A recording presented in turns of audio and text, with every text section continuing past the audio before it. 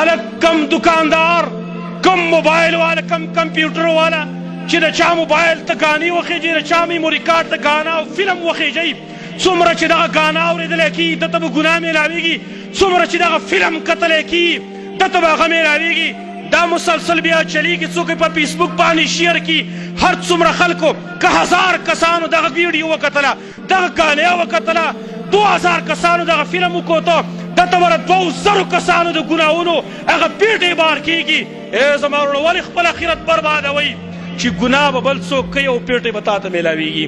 په قبر کې به پروت وي او د دې ځینې به ګناهونه تا ته درلېږلی کېږي. په قبر کې به پروت وي.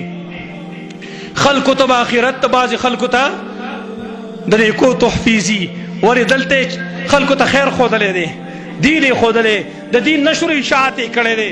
خلک به په قبر کې پراته وي، په عالم ارواح کې به هغې ته نیکۍ نه ځي، او بعضې بدبخته خلک چې نو هغه به په قبر کې پروت وي، او چې څوک فلم ګوري بس د به هلته عملنامه کې لیکلی کېږي، څوک ګانا اوري د به عملنامه کې لیکي. لږ عقل نه کار اخیستل پکار دي.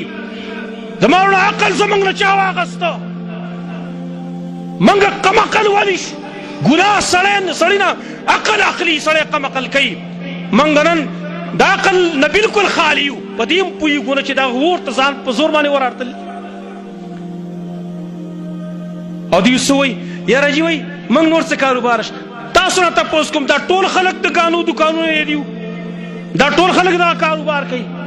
او زه تعجب په دې خبره باندې کومه چې د الله په خبره باندې زموږ یقین ولې نشته دی.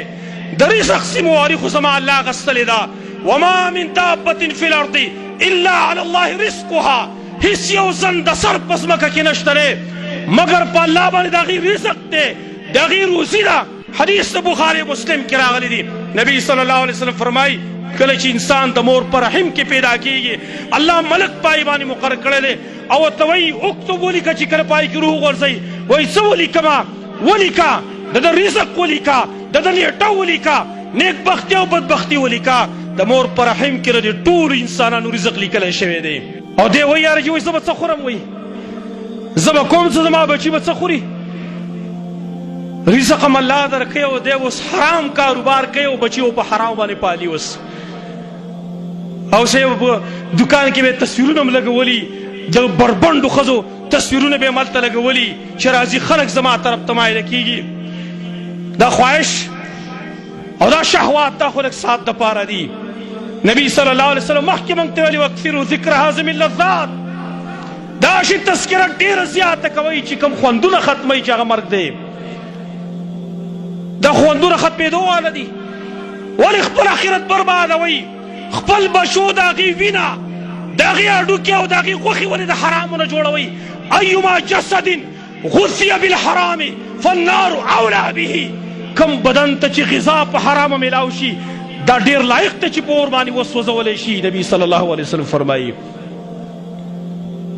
لہذا درخواست کوم په خپلم ځان په ګناه کې مه مبتلا کوئ او نور خلک هم په ګناه کې مه مبتلا کوئ.